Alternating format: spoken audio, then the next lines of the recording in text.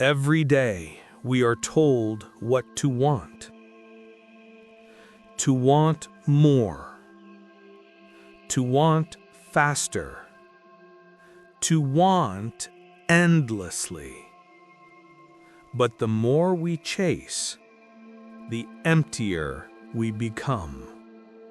Because desire, left undisciplined, is an open wound that never heals.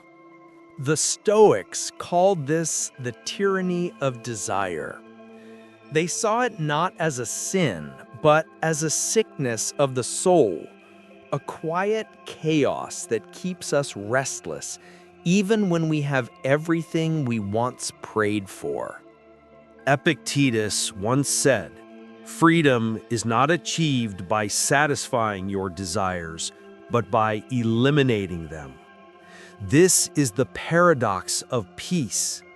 The world tells you that happiness is the sum of your possessions, your goals, your achievements.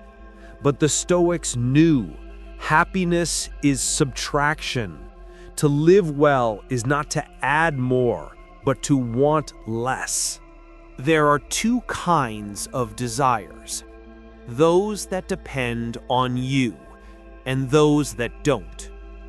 To want recognition, control, or eternal comfort, these lie outside your power.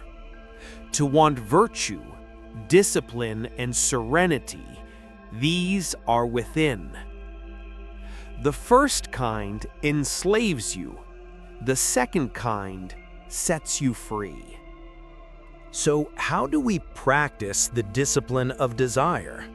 The Stoics offered 3 quiet exercises, ancient but more relevant now than ever.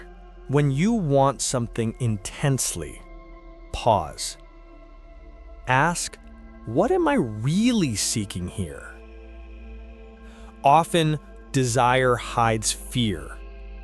Fear of not being enough, of being unseen, of being forgotten. When you see that, the craving loses its hold.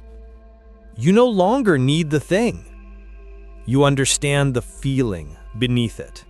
Once in a while, step away from comfort, not to suffer, but to remember your strength. Spend a day with less. Choose silence instead of noise. Simplicity instead of luxury. You'll discover something powerful. Peace doesn't come from what surrounds you. It comes from what you can live without. Let your strongest desire be the desire for character. To think clearly, to act justly, to live calmly. Because what you feed grows. Feed your peace, not your greed. Feed your discipline, not your distraction. Feed your inner world, not the noise outside. The Stoics were not against pleasure. They simply refused to be owned by it. To them, true joy was not the thrill of possession, but the stillness of self-mastery. Seneca wrote, "It is not the man who has too little, but the man who craves more that is poor." Wealth, then, is not in what you hold, but in what you can peacefully let go. Imagine this. You wake up tomorrow with nothing new. No promotions, no new followers, no new things.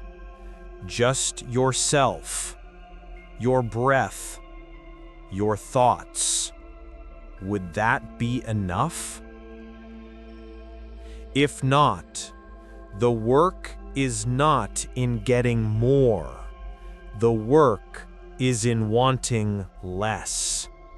The discipline of desire is not deprivation, it is liberation.